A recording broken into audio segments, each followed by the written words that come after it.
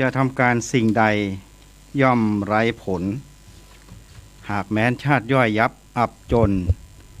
ประชาชนจะสุขอยู่ฉันใด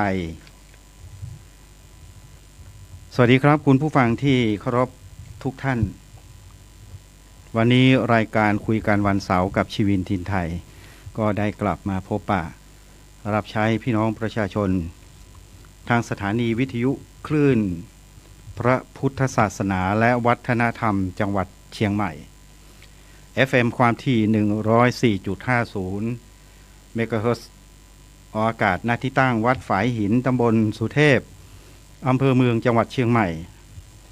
แล้วก็ส่งไปยังเครื่องรับส่งของคุณผู้ฟังทุกท่านที่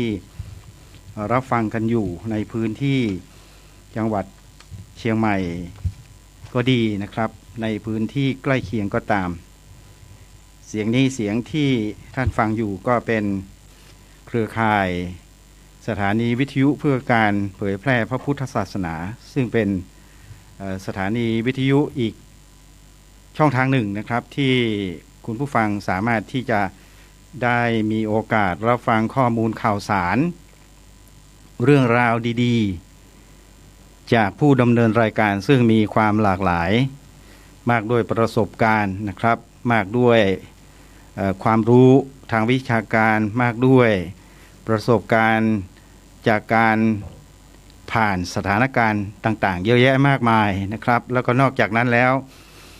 คุณผู้ฟังทุกท่านก็มีโอกาสดีนะครับที่จะได้รับฟังความรู้จากพระเดชพระคุณเจ้านะครับครูบาอาจารย์ที่ท่าน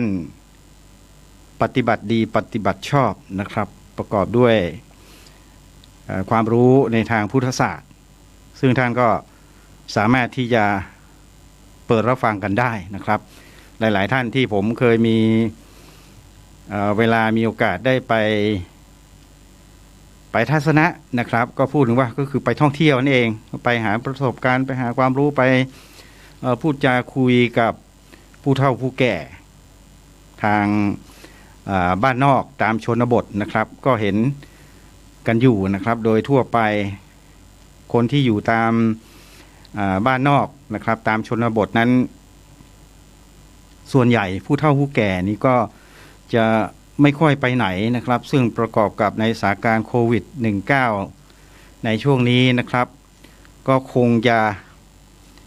เพิ่มนะครับคุณลูกคุณหลานด้วยนะครับที่อยู่บ้านพักอาศัยนะครับอยู่กับคุณปู่คุณย่าคุณตาคุณยายนะครับก็เก็บกักตนเองเพื่อความปลอดภัยนะครับไม่จำเป็นก็คงไม่เดินทางไปที่ไหนนะครับเว้นแต่ว่ามีภารกิจที่จำเป็นนะครับก็คงต้อง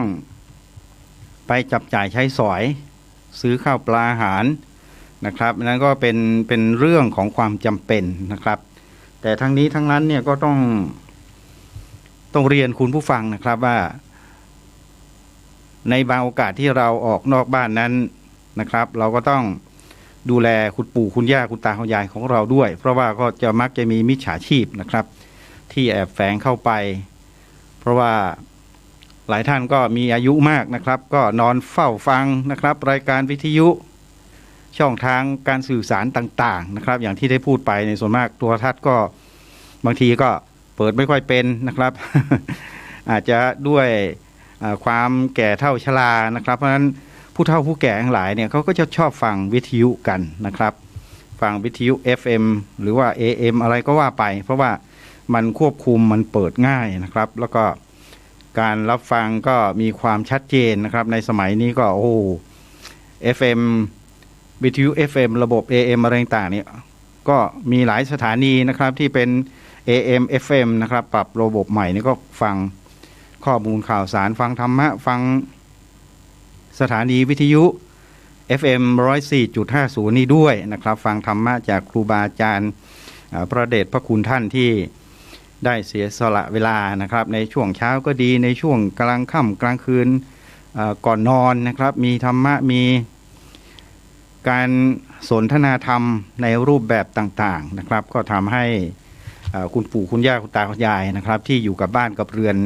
ในช่วงสถานการณ์โควิดก็ มีเวลานะครับที่ได้รับเขาเรียกว่าเนื้อหาสาระนะครับที่เป็นประโยชน์ได้รับธรรมะได้รับคำสอนได้ข้อแนะนำนะครับจากผู้ร่วมรายการก็ดีนะครับนอกจากนั้นแล้วในเรื่องของรายการอื่นๆนะครับก็จะมีสาระที่ผู้ดำเนินรายการแต่ละท่านนะครับซึ่งก็เป็นผู้ทรงคุณวุฒิเนี่ยเขาก็จะนำมาด้วยนะครับนำมาชี้แจงแถลงไขและแน่นอนนะครับรายการคุยกันวันเสาร์กับ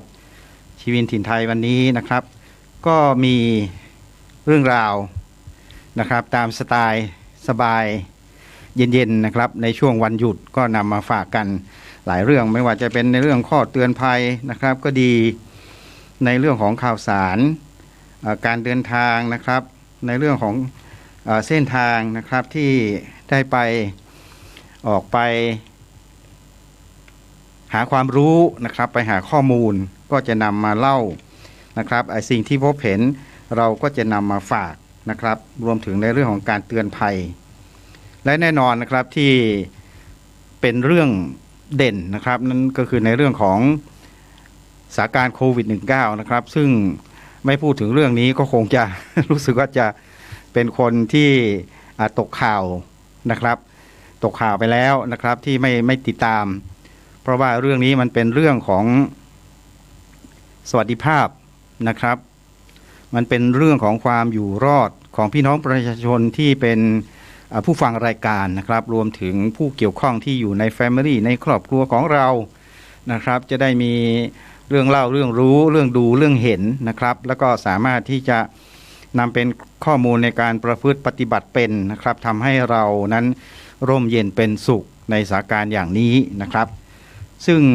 เขาบอกว่าในการแก้ไขปัญหาชีวิตในวันนี้นะครับคุณผู้ฟังการแก้ไขปัญหาชีวิตในวันนี้ไม่อาจนะครับเขาบอกว่าไม่อาจอาศัยแต่ข้อมูลจากวันวานนะครับไม่อาจอาศัยแต่ข้อมูลจากวันวานวันวานคืออะไรครับวันวานก็คือวันที่มันผ่านมาแล้วนะครับยกตัวอย่างอย่างเช่น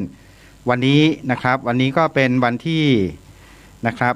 เป็นวันเสาร์นะครับเป็นวันเสาร์ที่เท่าไหร่วันเสาร์ที่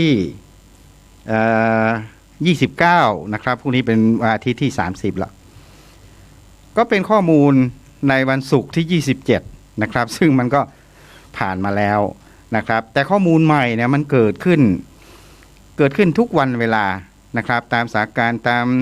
ประสบการณ์ตามการศึกษาตามการเก็บข้อมูลก็ดีนะครับจากการวิจัยนะครับที่รอผลในความพยายามภาคเพียรมาอย่างยาวนานเนี่ยนะครับเพราะฉะนั้นเขาถึงบอกว่าเราไม่สามารถที่จะไปยึดติดกับทฤษฎีที่ผ่านมาแล้วนะครับในบางทฤษฎีได้นะครับเพราะมันมีการเปลี่ยนแปลงทฤษฎีก็คือวิธีการคิดวิธีการรวบรวมข้อมูลนะครับในการทดลองในการศึกษาในการลองผิดลองถูกนะครับก็มาถือว่ามาเป็นทฤษฎีเพื่อมาเป็นแนวทางเป็นหลักนะครับในการที่นำไปสู่การบริหารจัดการในการประพฤติปฏิบัติตามแนวทางต่างๆในการดำรงชีวิตนะครับแต่บางครั้งเนี่ยนักวิชาการก็ตกทฤษฎีได้เหมือนกันนะครับเพราะไปยึดติดกับทฤษฎีเก่าซึ่งมันอาจจะล้าสมัยนะครับอย่างเช่นวิธีการพูดง่ายว่าในการสร้างนะครับสมมติว่าสร้างอุปกรณ์สักชิ้นหนึ่งนะครับที่จะทำให้เราล่อนโบยบินไปในท้องนภาอากาศนะครับในสมัยก่อนก็อาจจะเป็นเครื่องล่อนในแบบเก่าๆนะครับแต่คุณผู้ฟังเห็นไหมครับว่าในสมัยปัจจุบันนี้เครื่องล่อนแบบเก่าๆไม่ค่อยเห็นนะครับไม่มีให้เห็นเท่าที่ผมติดตามดูเนี่ยมันเปลี่ยนไปแล้วนะครับมันกลายไปเป็นล่มบินนะครับเป็นล่มบินมันเป็นพารามอเตอร์เห็นไหมครับเพราะฉะนั้นเราจะไปยึดในสมัยเมื่อก่อนนี้ต้องทำเครื่องล่อนสักตัวต้องไปยืนอยู่บนภูเขาสูงแล้วก็ล่อนลงมานะครับล่อนลงมาโชคดีก็ปลอดภัยนะครับโชคร้ายก็เสียชีวิตคอหักนะครับอันนั้นแหละก็เป็นการสมมุติให้ฟังว่าบางครั้งทฤษฎีที่ผ่านมาอย่างยาวนานเนี่ย นะครับ เหมือนคำว่าวันวานที่ผ่านมาแล้วก็อาจจะใช้ไม่ได้นะครับในสังคมปัจจุบันเพราะฉะนั้นการเรียนรู้ก็จึงไม่มีการหยุดนิ่งนะครับเพราะฉะนั้นเขาถึงบอกว่าในการแก้ไขปัญหาชีวิตในวันนี้นะครับเรา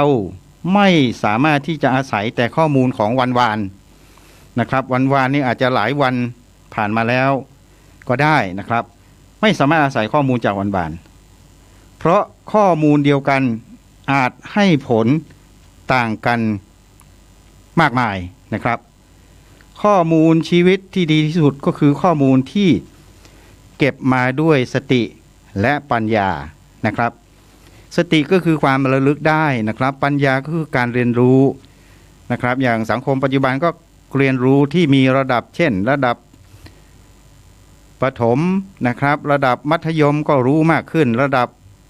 เตรียมอุดมก็มีความรู้มากหน่อยนะครับพอเข้าระดับมหาวิทยาลัยนะครับก็มีความรู้ที่กว้างขวางนะครับ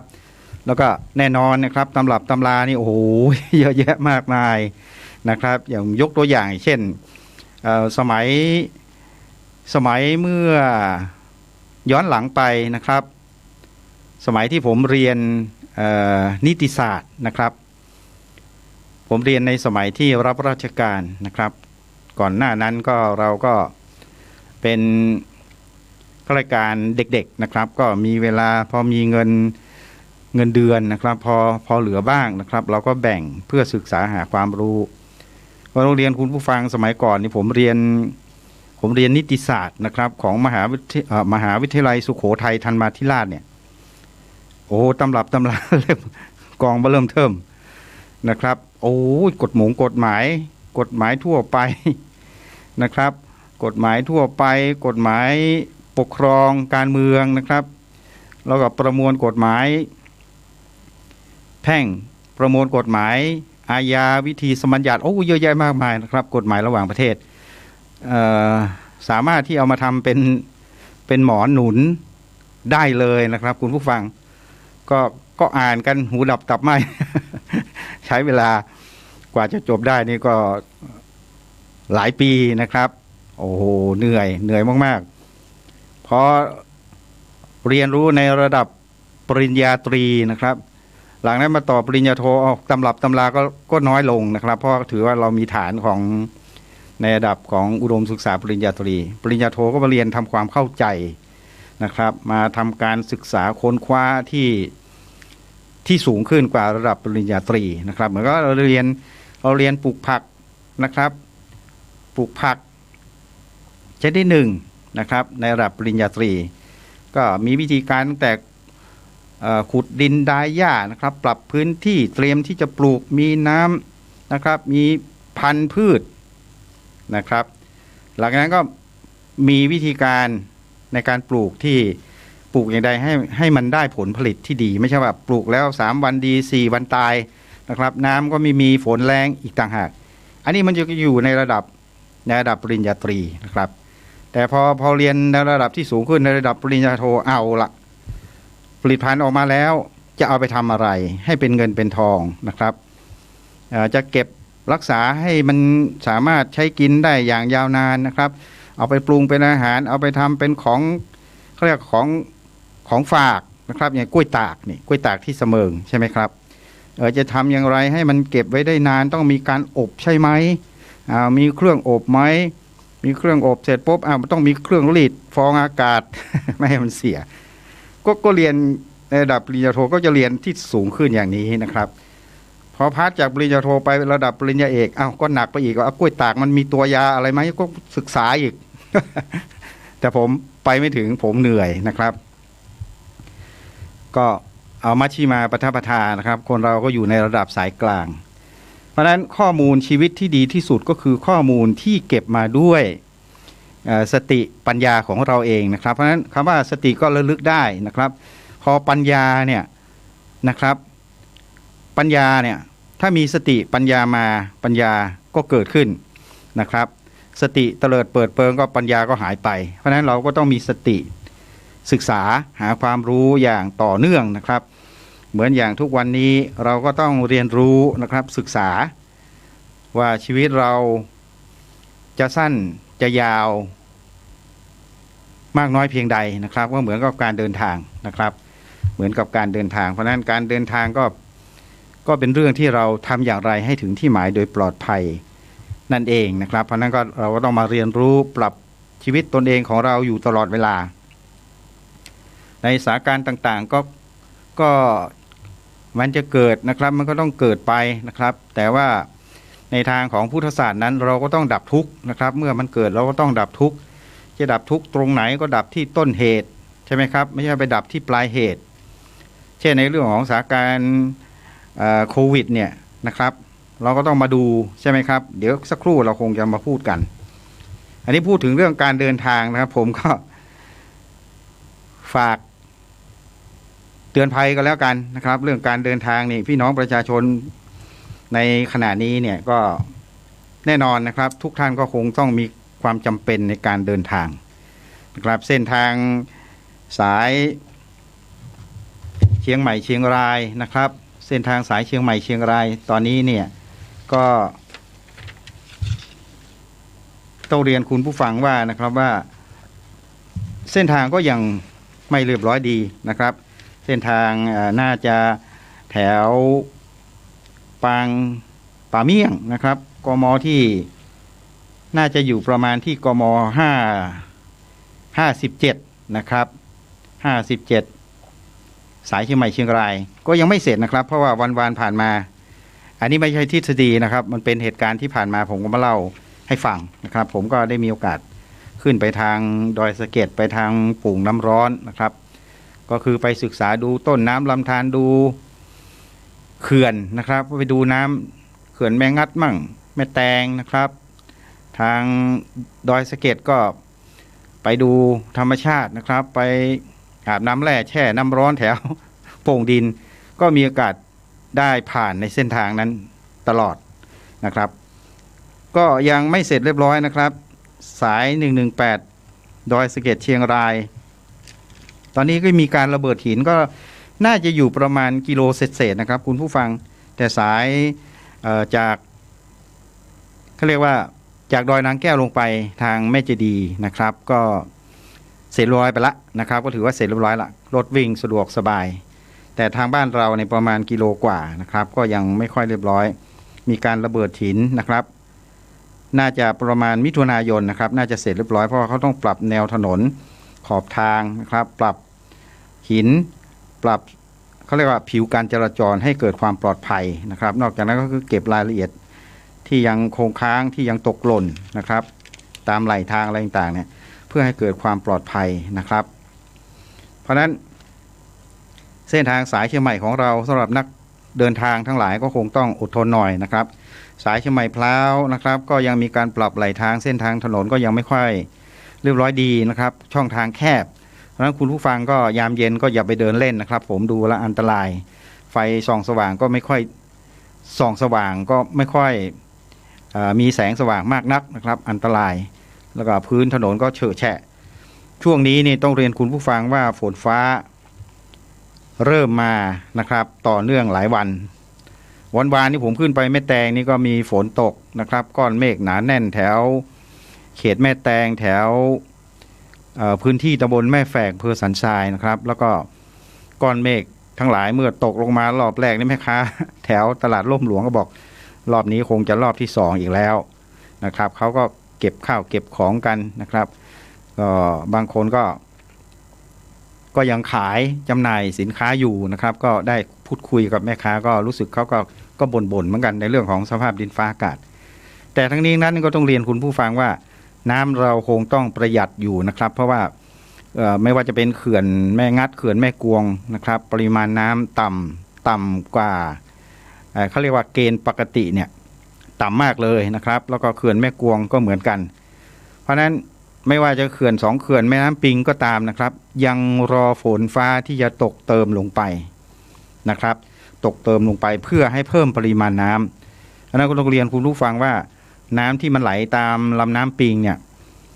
เท่าที่ผมทราบนะครับมันมีแม่น้ำแม่แตงนะครับที่ไหลมาสมทบส่วนแม่น้ำปิงก็ช่วงนี้ก็ยัง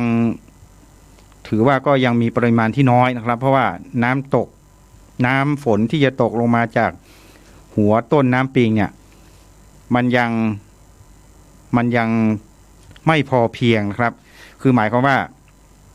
ฝนเนี่ยจะต้องไปตกแถวเชียงดาวแถวต้นน้ำขึ้นไปทางเมืองนะไปทางโน่นน่ะทางแกน้อยนะครับคือต้นน้ำเนี่ยมันจะอยู่ทางโน่นทางบ้านแกน้อยเมืองนะอำเภอเชียงดาวนะครับทางหุบเขาต้นน้ำปิงนะครับถ้าตกย่านนั้นเยอะๆต่อเนื่องสัก2-3-4 วันเนี่ยน้ำปิงจะขึ้นเลยนะครับแต่ว่าในขณะนี้ผมทราบว่ามันเป็นน้ำที่ตกมาจากแถวน้ำแม่แตงนะครับน้ำแม่แตงก็เป็นส่วนหนึ่งที่ไหลลงมาเติมน้ำปิงนะครับเพราะฉะนั้นในตัวเมืองเชียงใหม่ก็จึงจะมีน้ำขุ่นบ้างเพราะว่าจะมีน้ำที่ไหลตกมาจากแม่แตงนะครับลำน้ำแตงเนี่ยไหลลงมาสมทบที่น้ำปิงนะครับแล้วก็ไหลเข้าสู่ตัวเมืองเชียงใหม่ตัวเมืองเชียงใหม่เราก็คงจะต้องกักเก็บน้ำนะครับกักเก็บน้ำเพื่อทำน้ำประปาด้วยนะครับเพราะนั้นก็การบริหารจัดการน้ำในส่วนนี้เนี่ยก็คงต้องรอฟ้ารอฝนมาสมทบนะครับส่วนทางเขื่อนแม่งัดก็คงน่าจะเขาคงจะมีระยะเวลาในการบริหารน้ำเหมือนกันนะครับเพราะถ้าปล่อยมากๆก็เดี๋ยวก็จะมีปัญหาในเรื่องของน้ำที่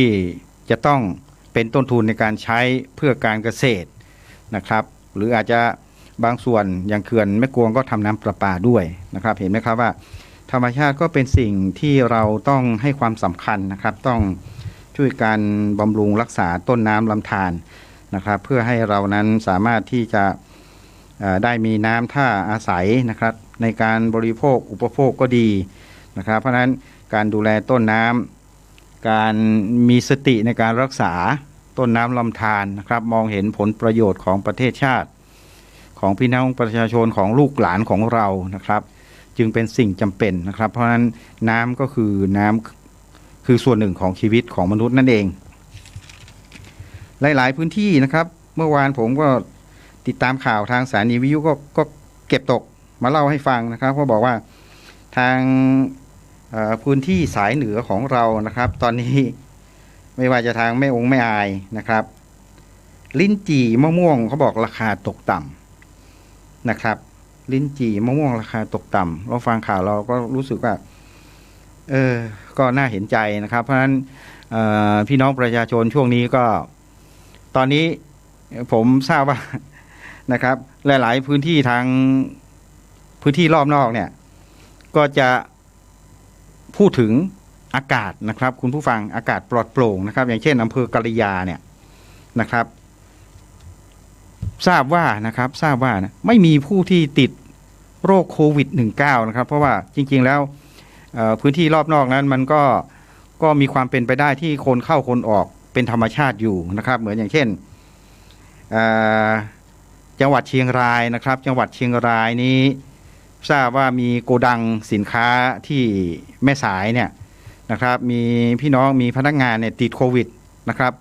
จำนวนหลายสิบคนเมื่อวานนี้ผมติดตามข่าวนะครับว่าก็มีข่าวทางสถานีวิทยุแห่งหนึ่งนะครับก็ได้แจ้งไปว่าใครที่เป็นผู้ที่ขับรถขนส่งเข้าออกเชียงใหม่เชียงรายนะครับก็ขอให้ไปตรวจโรคโควิด-19นะครับภายใน7 วันเพราะว่าเข้าออกไปขนของเนี่ยก็คือเอาของไปส่งนะครับอาจจะรับของกลับมาที่เชียงใหม่นะครับรับของมาที่เชียงใหม่เนี่ยไม่เป็นไรนะครับแต่ว่ารับโควิดเอากลับมาด้วยเนี่ยมันก็จะทำให้มีปริมาณตัวเลขนะครับตัวเลขที่เพิ่มขึ้นอีกละนะครับแล้วก็ถ้าการสอบสวนโรคการติดตามไทม์ไลน์อะไรต่างๆเนี่ยไม่ชัดเจนอีกก็จะมีปัญหาไม่รู้ว่ามันไปแพร่กระจายไปทางไหนนะครับเพราะนั้นในส่วนของสบพ.เชียงใหม่ศูนย์ควบคุมนะครับซึ่งก็มีหน่วยงานภาครัฐมีแพทย์มีพยาบาลมีคุณหมอมีอสมมีอะไรต่างๆนะครับฝ่ายความมั่นคงต่างๆก็ให้ความสำคัญนะครับให้ความสำคัญเพราะนั้นพี่น้องประชาชนที่อยู่ตามแนวชายแดนนะครับก็ต้องระมัดระวังในเรื่องของโรคภัยโควิดนะครับเพราะว่าบางทีอาจจะมีพี่น้องบ้านใกล้เรือนเคียงของเรานี่แหละนะครับอาจจะลักลอบเข้ามานะครับเพราะว่าด่านก็ยังไม่เปิดนะครับเท่าที่ทราบเนี่ย ด่านแม่สายนะครับยังไม่เปิดด่านแม่สอดผมไม่ทราบนะครับแต่ว่าอาจจะมีการอนุญาตให้มาซื้ออาหารนะครับอาจจะมีการนับจำนวนนะครับเข้ามากี่คนอาจจะเป็นวิธีการอีกส่วนหนึ่งนะครับที่เขาจะแล้วแต่เขาจะเลือกนะครับแต่บางส่วนทางสายอีสานทางอีสานใต้นะครับก็อาจจะมีการเปิดเป็นบางช่วงนะครับเพื่อที่จะลดปัญหาในเรื่องของการลักลอบเข้าเมืองโดยผิดกฎหมายนะครับอันนี้ก็เป็นเรื่องของฝ่ายความมั่นคงของทางรัฐบาลนะครับซึ่งเขาก็เฝ้าติดตามเขาก็จะพยายามลดปัญหาในเรื่องนี้ลงไปแต่ว่าในส่วนของมาตรการในการคุมเข้มนั้นก็คงต้องเหมือนเดิมนะครับเพราะว่าตอนนี้ก็ต้องเรียนคุณผู้ฟังที่ฟังรายการนะครับว่าในการเดินทางไปไหนพื้นที่ใดก็ตามนะครับเราก็ควรที่จะต้องระมัดระวังนะครับในเรื่องของโรคภัยไข้เจ็บโควิด -19 ตรงนี้นะครับเพราะนั้นก็ควรที่จะต้องต้องรัดกุมนะครับกาดไม่ตกเพราะงั้นก็จะโดนเชื้อโรคสอยกลับมาได้นะครับคือต้องมีการสวมแมสนะครับพกอุปกรณ์เจลนะครับเว้นระยะห่างนะครับไม่ไปในสถานที่สุ่มเสี่ยงหลีกเลี่ยงการเข้าไปรวมกลุ่มโดยไม่จำเป็นนะครับคือไปซื้อของซื้ออะไรก็แล้วแต่รีบซื้อรีบหารีบพากันกลับบ้านนะครับแล้วก็ในขณะเดียวกันสวมแมสในขณะนี้เนี่ย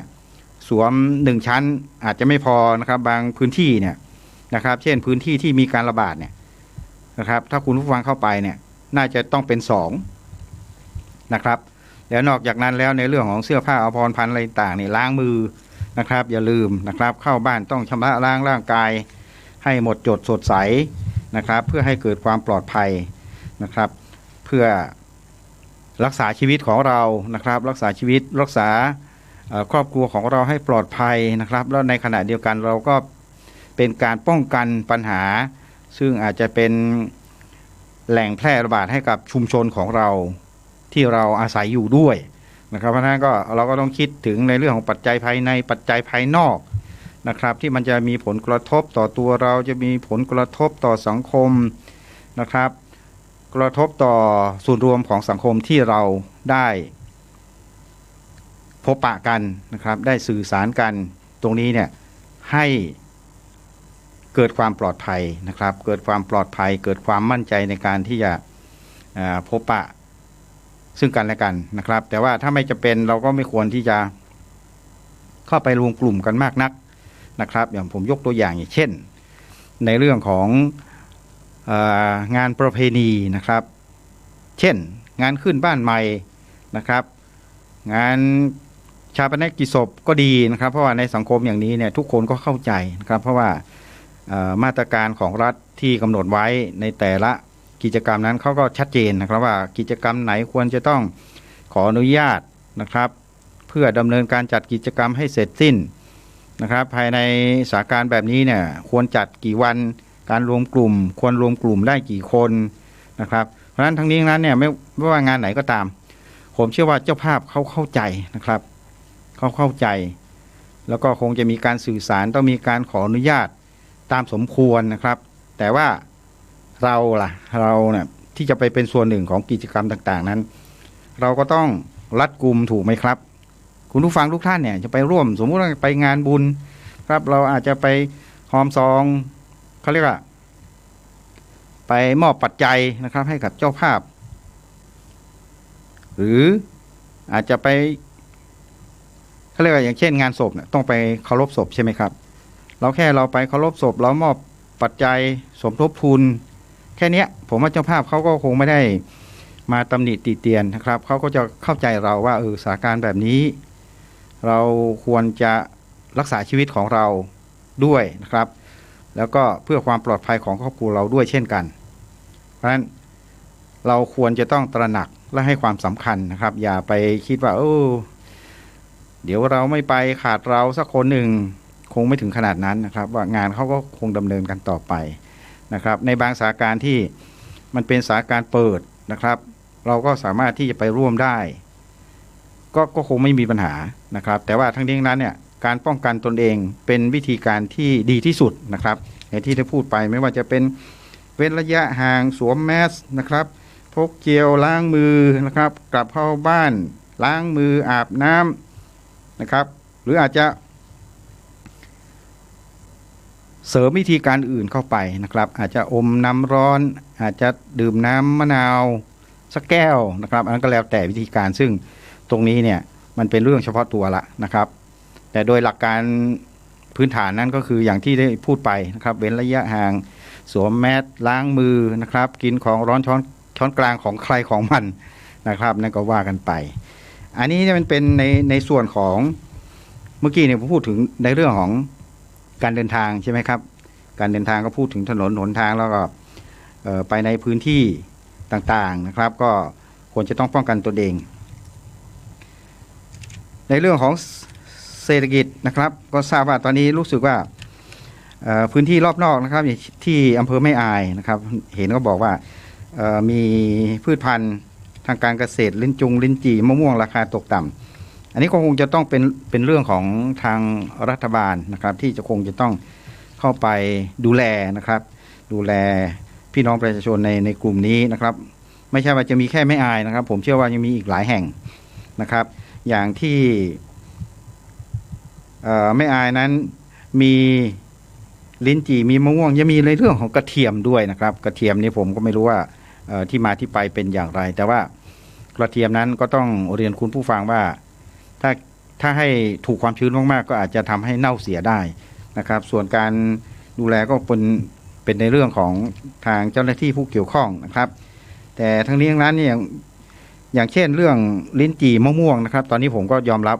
ถุงละ20 บาทมะม่วงน้ำดอกไม้นะครับแต่ว่าทั้งนี้ทั้งนั้นก็อยากเรียนคุณผู้ฟังว่าก็ช่วยกันอุดหนุนนะครับพี่น้องประชาชนซึ่งอย่างบ้านผมนี่อยู่อำเภอแม่ริมนะครับก็เห็นมีพี่น้องประชาชนนี่ก็เอามาจากบนดอยก็มีนะครับที่เขาปลูกกันเยอะแยะมากมายเนี่ยไม่ว่าจะเป็นสับปะรดทางเชียงรายนางแลนะครับผมก็ไปตลาดทุกครั้งเนี่ยเราก็จะซื้อนะครับจับจ่ายซื้อติดไม้ติดมือกลับบ้านนะครับเป็นการช่วยเหลือพี่น้องเกษตรกรอีกทางหนึ่งนะครับเพราะว่าถ้าเราซื้อจากแม่ค้าเขาก็จะมีกำลังซื้อในการที่จะไปสั่งนำพามาจากพื้นที่แหล่งเพาะปลูกนะครับเพื่อมาจำหน่ายก็จะเป็นทางเลือกนะครับแล้วก็เป็นการเสริมสร้างรายได้ให้กับพี่น้องประชาชนนะครับเพราะนั้นเราจงมาช่วยกันอุดหนุนพี่น้องประชาชนบ้านเรานะครับไม่ว่าจะเป็นสับปะรดก็ดีนะครับไม่ว่าจะเป็นแตงโมนะครับบางพื้นที่นี่มีการปลูกแตงโมนะครับปลูกเองนะครับก็มาจำหน่ายเองบางพื้นที่ก็มีการปลูก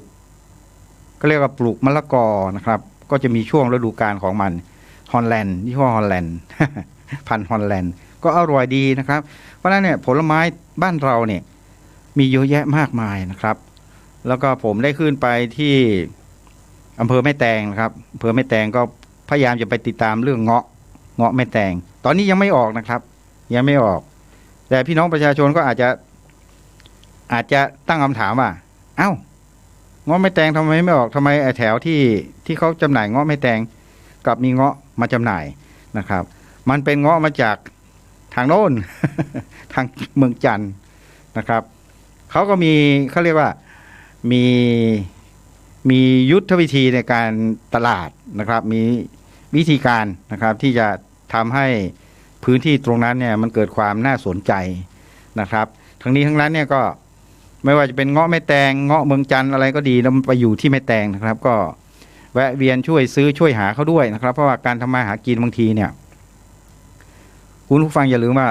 คนที่เขาจำหน่ายเงาะอยู่ที่แถวบ้านทับเหนือแม่แตงเนี่ยจะให้เขาบรรทุกเงาะมาขายในตัวเมืองเชียงใหม่เนี่ยนะครับเป็น20-30 โลมันก็มีคุ้มน้ำมันใช่ไหมครับเพราะการที่เขาจำหน่ายนะครับไม่ว่าจะมีพันไม้ด้วยพันมะม่วงอะไรต่างๆเนี่ยเขาจำหน่ายตรงนั้นเนี่ยเขาก็ลดต้นทุนในการที่จะต้องเดินทางนะครับในยามที่เกิดสภาวะโรคภัยไข้เจ็บเนี่ยการทำอย่างไรให้มีรายได้นะครับที่มันเกิดขึ้นทุกวันนะครับวัน100-200เนี่ย ก็ทำให้เขามีชีวิตชีวานะครับสามารถที่จะดำรงคงอยู่กับครอบครัวนะครับได้อย่างมีความสุขนะครับถึงแม้ว่าจะไม่สุขมากที่สุดก็ตามนะครับขอให้มีความสุขก็คือให้มีความทุกข์น้อยนะครับมีความทุกข์น้อยเนี่ยมันก็ทำให้ครอบครัวเขาพอที่จะนำพาชีวิตรอดไปได้นะครับจนกว่าสถานการณ์โรคภัยไข้เจ็บมันจะดีขึ้นแล้วนะครับสภาพคล่องการเดินทางอะไรต่างเนี่ยถ้าเราสามารถที่จะเปิดหน้านะครับไม่สวมแมสนะครับเหมือนอย่างประเทศจีนนะครับหรือว่าเหมือนอย่างกับที่ประเทศสหรัฐอเมริกานะครับรัฐชิคาโกเนี่ยเขาสามารถฉีดวัคซีนให้กับพี่น้องประชาชนในมลรัฐดังกล่าวเนี่ย 40% นะครับเขาก็สามารถที่จะนำพาชีวิตไปในสถานที่ต่างๆโดยที่ไม่สวมแมสนะครับเพราะว่าทุกคนมีการฉีดวัคซีนป้องกันแล้วนะครับการพูดจาปราศัยอะไรต่างๆเนี่ยมันก็ทำให้เกิดความมั่นใจนะครับเมื่อเกิดความมั่นใจแล้วการซื้อการหาการค้าการขายนะครับการเดินทางการท่องเที่ยวการศึกษาก็จะกลับเข้าสู่ภาวะปกตินะครับอย่างในขณะนี้เนี่ยสถานการณ์ต่างๆเนี่ยทำให้เราต้องกลับมา work from home นะครับ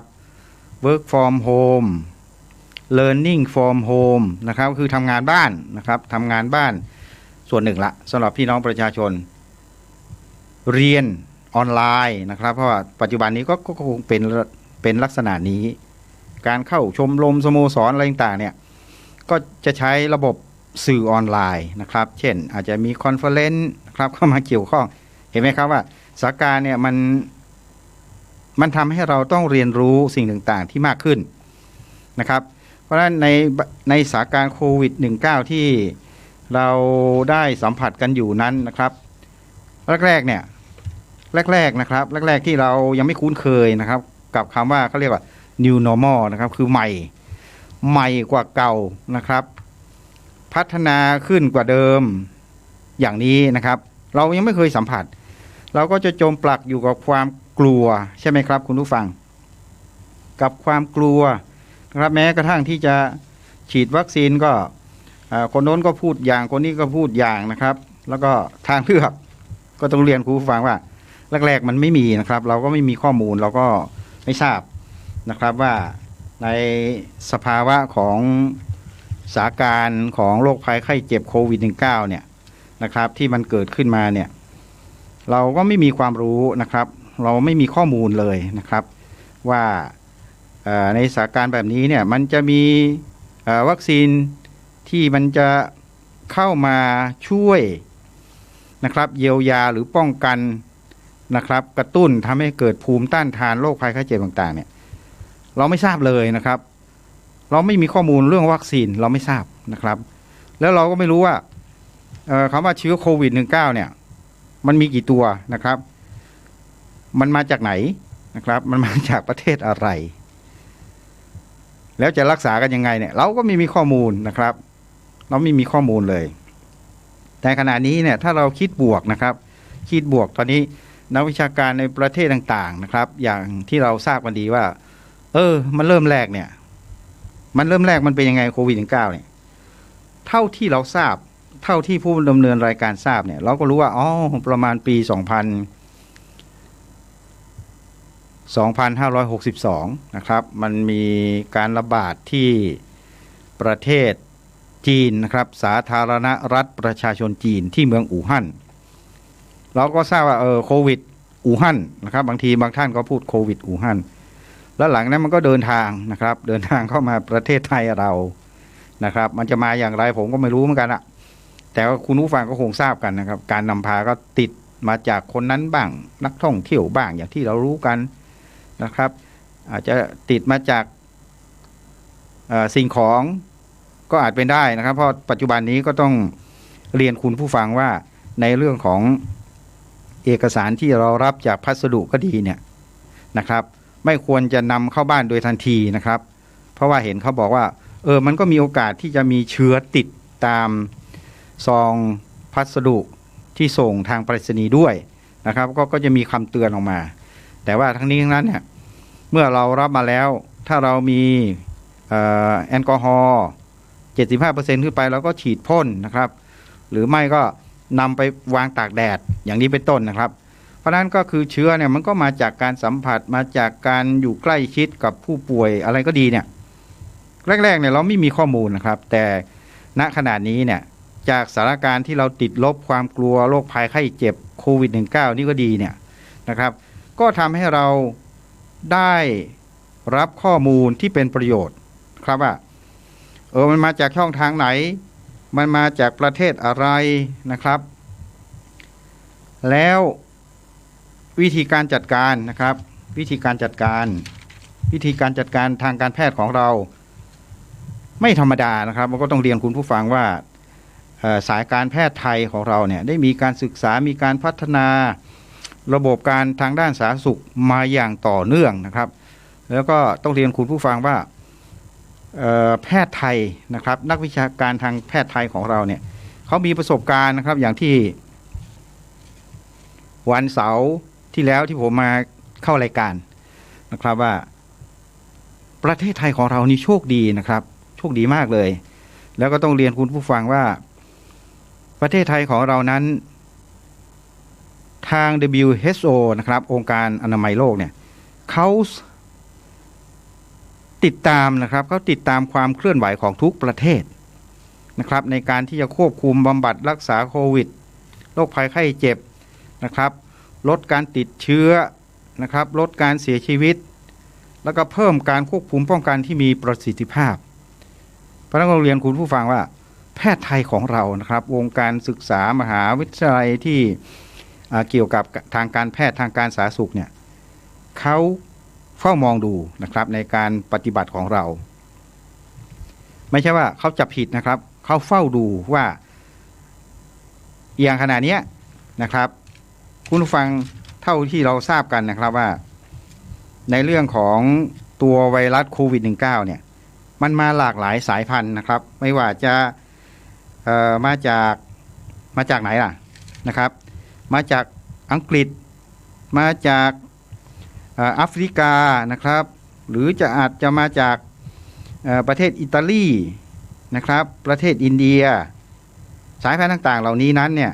ก็ต้องเรียนคุณผู้ฟังว่าทุกสายพันธุ์เขาก็มีการศึกษานะครับความรุนแรงการควบคุมด้วยวัคซีนซึ่งขณะนี้หลายๆประเทศมีการศึกษาหาความรู้แล้วนำพาประสบการณ์จากการสร้างวัคซีนนะครับในการที่จะเข้าไปจัดการกับเชื้อโรคร้ายแรงตัวนี้เนี่ยเขาก็มีพื้นฐานนะครับในการที่จะทดลองนะครับในการที่จะศึกษาหาตัวยานะครับมาผสมผสานกันเพื่อจะจัดการกับโรคภัยไข้เจ็บตรงนี้รวมถึงประเทศไทยของเราด้วยนะครับซึ่งตรงนี้เนี่ยก็คงจะอีกไม่นานนะครับในสายการแพทย์ของทางมหาวิทยาลัยรามามหิดลเนี่ยเขามีการศึกษานะครับเพราะว่าคุณผู้ฟังนะครับจงมั่นใจได้ว่าประเทศไทยของเรานั้นมีตัวยาสมุนไพรนะครับหลายชนิดนะครับที่สายการแพทย์ของเราเขาพยายามศึกษานะครับเราก็คิดค้นหาตัวยาไม่ว่าจะเป็นกระชายขาวอะไรก็ดีเนี่ยนะครับเพื่อจะหาตัวยานะครับแล้วก็รวมถึงในเรื่องของน้ำมันที่มาจากกัญชานะครับคือกัญชาที่ถูกต้องตามกฎหมายที่ได้มีการขออนุญาตในการปลูกนะครับแล้วหลังจากนั้นก็จะมีวิธีการในการนำกัญชานั้นไปสกัดสารต่างๆในการที่จะนำไปเป็นตัวยาบำบัดรักษาให้กับพี่น้องประชาชนเพราะฉะนั้นมันก็จะมีทางเลือกมันมีตัวเลือกของทางวัคซีนก็ดีนะครับมันมีทางเลือกเกี่ยวกับยาบำบัดรักษาซึ่งหลายๆประเทศเขาก็ศึกษาเขาก็ค้นคว้าแล้วเขาก็มีการแบ่งปันความรู้ให้ซึ่งกันและกันนะครับและแน่นอนประเทศไทยของเราก็เป็นอีกประเทศหนึ่งนะครับที่เราก็มีการศึกษาร่วมกับหลายๆหน่วยงานที่เกี่ยวข้องนะครับและผมเชื่อมั่นว่าในโอกาสต่อไปประเทศไทยของเรานั้นน่าจะไม่เป็นรองนะครับจากประเทศใหญ่ๆในโลกนี้ในทางสายการแพทย์ในทาง ในเรื่องของเวชภัณฑ์ต่างๆในการบำบัดรักษาเพื่อหยุดยั้งเชื้อโรคนะครับแล้วก็เพื่อทำให้พี่น้องประชาชนนั้นได้มีชีวิตที่ยืนยาวนานนะครับได้อยู่เพื่อเป็นกำลังของแผ่นดินต่อไปนะครับนอกจากนั้นแล้วก็ทำให้เรานั้นสามารถที่จะอยู่เพื่อใช้ชีวิตให้เกิดประโยชน์สุขต่อครอบครัวนะครับต่อสังคมและประเทศชาติต่อไปอีกได้ด้วยนะครับเพราะฉะนั้นเราก็ควรที่จะต้องมีกำลังใจนะครับการมีกำลังใจนั้นทำให้เรามีความมั่นใจในการที่จะดำเนินชีวิตนะครับเพราะนั้นก็คงไม่นานเกินรอนะครับสำหรับการที่เราจะมีเรื่องดีๆนะครับจะมีวัคซีนดีๆจะมีตัวยาดีๆที่จะเกิดขึ้นในเร็วๆนี้นะครับซึ่งตอนนี้เนี่ยพูดถึงในเรื่องของวัคซีนโควิด -19 นะครับก็ต้องเรียนคุณผู้ฟังว่าจากที่ผมได้พูดไปนะครับแรกๆเราเนี่ยก็ไม่มีข้อมูลใช่ไหมครับพอนานไปเราก็รู้ว่าแม้ว่ามันจะมีหลากหลายสายพันธุ์นะครับแต่เราก็จะมีนักวิชาการทางด้านการแพทย์นะครับที่เขาศึกษาค้นคว้าในเรื่องของการสร้างวัคซีนขึ้นมานะครับเพราะฉะนั้นจากเดิมนะครับที่เราไม่เคยรู้ว่าวัคซีนมันมีชื่ออะไรมั่งนะครับเราสามารถที่จะรู้นะครับที่มาที่ไปผลข้างเคียงของวัคซีนต่างๆไม่ว่าจะเป็นเช่นสปุตนิกวีนะครับโมเดอร์นาโนวาแวคนะครับซิโนฟาร์มนี่กำลังได้ข่าวว่าเดือนหน้านะครับเดือนหน้านี้จะเข้ามาละนะครับซึ่งก็นำเข้ามาโดยบริษัทของเอกชนนะครับทางเอกชนนะครับก็จะนำเข้ามาน่าจะประมาณเดือนมิถุนายนนะครับซึ่งซิโนฟาร์มนั้นก็ผลข้างเคียงก็ไม่ค่อยมีความรุนแรงอะไรนะครับเป็นธรรมดาแค่ปวดหัวปวดกล้ามเนื้อผื่นคันมีไข้นะครับแล้วก็ซิโนฟาร์มนั้นก็เป็นวัคซีนซึ่งผลิตโดยประเทศจีนนั่นเองนะครับซึ่งตรงนี้ก็มีประสิทธิภาพในการป้องกันนี่ประมาณ 80% นะครับเพราะฉะนั้นก็ถือว่าเป็นอีกทางเลือกหนึ่งนะครับที่จะให้พี่น้องประชาชนนั้นได้มีทางเลือกในการที่จะหยิบจับนำพารักษาตนเองด้วยวัคซีนซิโนฟาร์มก็ต้องดูกันต่อไปนะครับว่าจะเข้ามาเมื่อไหร่แต่เท่าที่ทราบน่าจะประมาณเดือนมิถุนายนซึ่งตอนนี้ก็มีข่าวอยู่แล้วนะครับตอนนี้ทราบว่าทางหน่วยงานอย.นะครับอาหารและยาได้อนุมัติไปแล้วนะครับน่าจะเข้ามาประมาณ1 ล้านโดสนะครับ1 ล้านโดสก็ตอนนี้ก็คงจะต้องติดตามข่าวนะครับเพราะว่าเห็นว่ามีการจับจองมีช่องทางในการจับจองนั่นเองนะครับไม่ว่าจะเป็นวัคซีนตัวไหนยังไงนะครับก็คงจะเข้ามาเรื่อยๆนะครับไม่ว่าจะเป็นไฟเซอร์นะครับไบโอเทคก็ดีนะครับแล้วก็ซีโนแวคอะไรพวกนี้นะครับจอห์นสันแอนด์จอห์นสันนะครับโนวาแวคโบเดอร์นานะครับหรืออีกหลายๆตัวนะครับที่ขาดแคลนไปก็คงจะมีการนำพาเข้ามาเพราะฉะนั้นเราจะเห็นว่ามันก็จะมีทางเลือกที่เพิ่มมากขึ้นตามลำดับและในขณะเดียวกันนะครับการบำบัดรักษาการเยียวยาการศึกษาหาข้อมูลความรู้ของแพทย์แผนไทยนะครับไม่ว่าจะดังทางด้านอายุรกรรมทางด้านเคมีบำบัดอะไรก็ตามเนี่ยนะครับสายการแพทย์เราก็มีการศึกษามีการพัฒนามีการสร้างเครื่องมือนะครับในการที่จะเป็นกลไกขับเคลื่อนเพื่อการป้องกันเพื่อการบำบัดรักษาเพื่อให้พี่น้องประชาชนนั้นได้มีความปลอดภัยนะครับจากสถานการณ์โควิดที่มันจะมาแนวทางไหนก็ตามนะครับถ้าเรามีความรู้เรามีวิธีการในการบริหารจัดการเพื่อจะกำจัดนะครับเราก็สามารถที่จะเอาอยู่นะครับเอาอยู่ก็คือรับมือเขาได้นั่นเองนะครับก็ไม่ต้องตกอกตกใจนะครับในขณะเดียวกันคุณผู้ฟังก็จงมีสตินะครับอยู่กับตัวไม่ประมาทนะครับการมีสติอยู่กับตัวไม่ประมาทนั้นก็ถือว่าเป็นเส้นทางอมตะนะครับในการที่จะยับยั้งเชื้อโรคหนึ่งละในการที่จะสร้างพลังสร้างภูมิคุ้มกันให้กับตนเองและครอบครัวนั้นได้มีความปลอดภัยนะครับไปในทุกทิศทางนะครับเราก็จะมีความมั่นใจนะครับเพราะว่าเราไม่ประมาทนั่นเองนะครับการไม่ประมาทก็เป็นเส้นทางอมตะอย่างที่ได้พูดไปนะครับเพราะฉะนั้น การไม่ประมาทเราก็ต้องระมัดระวังนะครับระมัดระวังอย่างไรก็คือกาดอย่าตกใช่ไหมครับกาดอย่าตกทำอะไรก็ต้องตั้งกาดเหมือนนักมวยนะครับเพราะว่านักมวยบอกว่าถ้ากาดตกก็หลับสนิทใช่ไหมครับก็จะถูกอาจารย์สุธิพรสอยเอานะครับเพราะตอนนี้แข็งแรง ไปตีกอล์ฟ วันนี้เห็นแวบๆมาแล้วนะครับ เพราะนั้นอาจารย์สุธิพรก็กาดไม่ตกนะครับเพราะออกกำลังกายอยู่ อย่างเมื่อเช้านี่ผมก็ปั่นจักรยานนะครับปั่นจักรยานผมก็สวมแมส พกแอลกอฮอล์ไปกับจักรยานเพราะฉะนั้นพอโควิดเข้ามาใกล้ตัวผมก็พ่นแอลกอฮอล์นะครับเพราะนั้นมันก็จัดการผมไม่ได้นี่คือหลักการนะครับคือกาดอย่าตกก็คือพกเจลสวมแมสล้างมือนะครับแล้วก็อย่าเข้าในที่สุ่มเสี่ยงแล้วก็หลีกเลี่ยงในที่ชุมชนโดยไม่จำเป็น